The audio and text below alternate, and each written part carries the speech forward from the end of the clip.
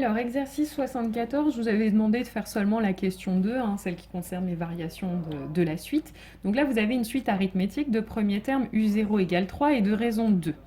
Alors, on vous demande d'étudier les variations. Alors là, vous avez deux méthodes possibles. Alors, je vais en faire une pour l'exercice 74 et je ferai l'autre pour l'exercice 75. Alors, la première méthode, c'est de se dire, une suite arithmétique, qu'est-ce que c'est? C'est une suite où je vais ajouter toujours la raison, c'est-à-dire UN plus 1 va être égal à UN plus 2, ici, puisque la raison, c'est 2. Donc, je peux me dire, dans ce cas-là, j'ai une suite qui s'exprime par une relation de récurrence, je vais donc utiliser la méthode UN plus 1 moins UN.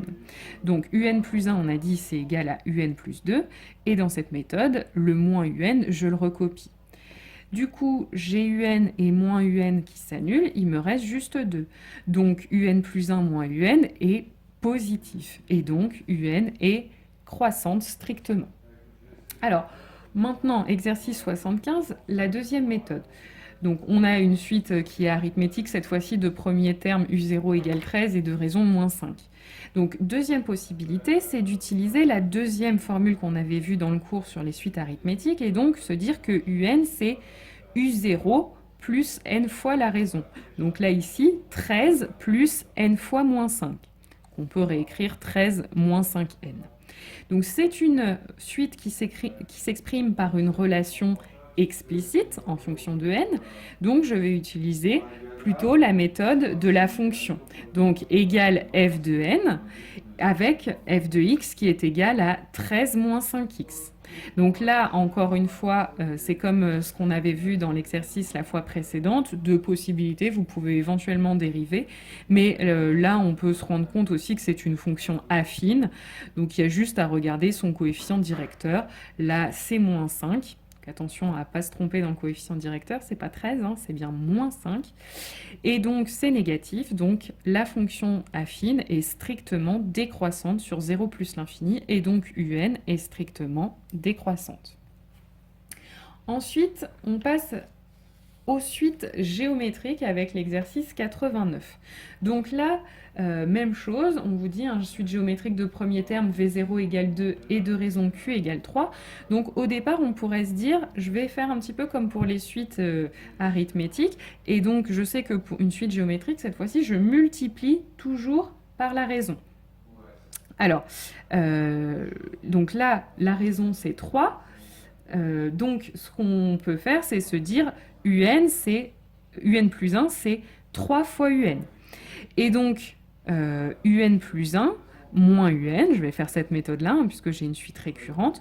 Donc, ça va me donner 3 UN moins UN, puisque UN, je dois le recopier.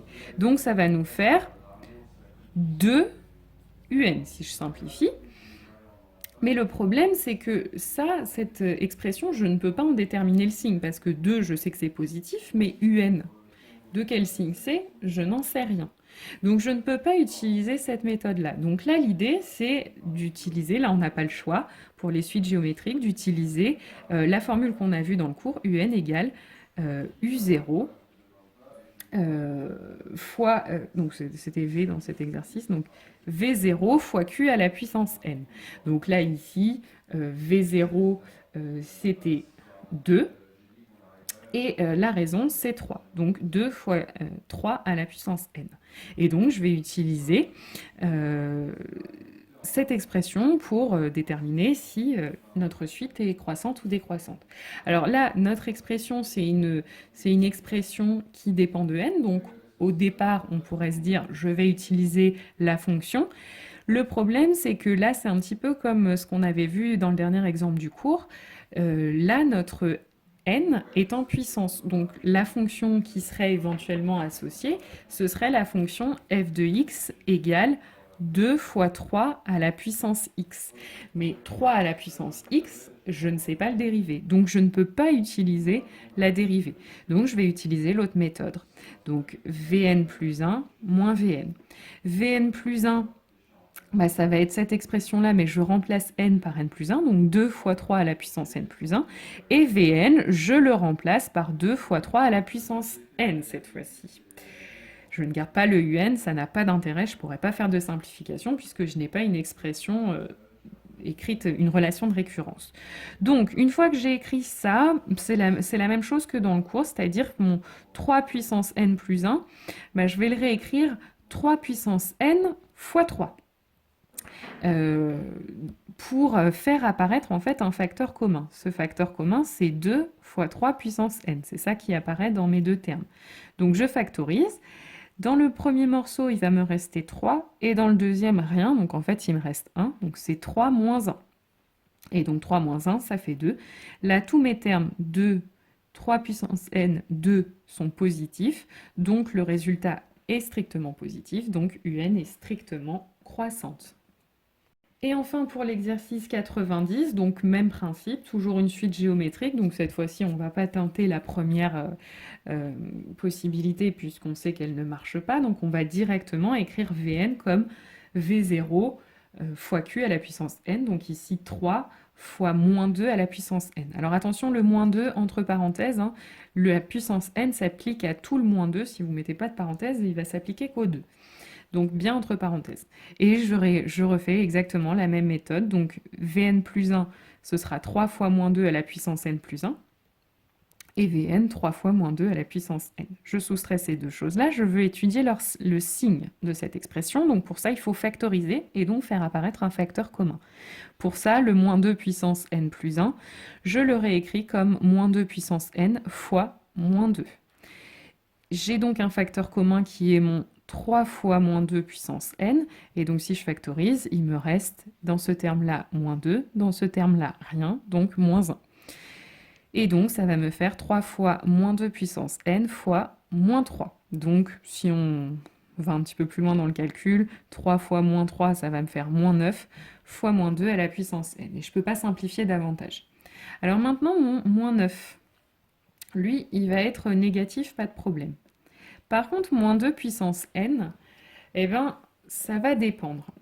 Si je mets moins 2 au carré, clairement, ça va être positif. Un carré, c'est positif. Mais si je passe au cube, c'est que j'ai remultiplié par moins 2, donc le résultat sera négatif. Hein, ça va nous faire moins 8. Si je remultiplie encore une fois par moins 2, ça va me faire 16, donc à nouveau positif. En fait, ça va alterner comme ça. Donc qu'est-ce qui va se passer? C'est que si n est pair, si on a une puissance 2 comme un carré, puissance 4, puissance 6, puissance 8, bah mon résultat ici sera positif. Donc si je le multiplie par moins 9, finalement ça va être négatif. Si par contre n est pair, si j'ai un cube, une puissance 5, etc., le résultat ici sera négatif. Si je le remultiplie par un négatif, ça me donnera un résultat positif. Donc je ne peux pas déterminer vraiment le signe de l'expression Vn plus 1 moins Vn. Un coup ce sera positif, un coup ce sera négatif. Donc dans ces cas-là, on dira Vn n'est pas monotone. Elle n'est ni toujours croissante, ni toujours décroissante. Donc elle n'est pas monotone.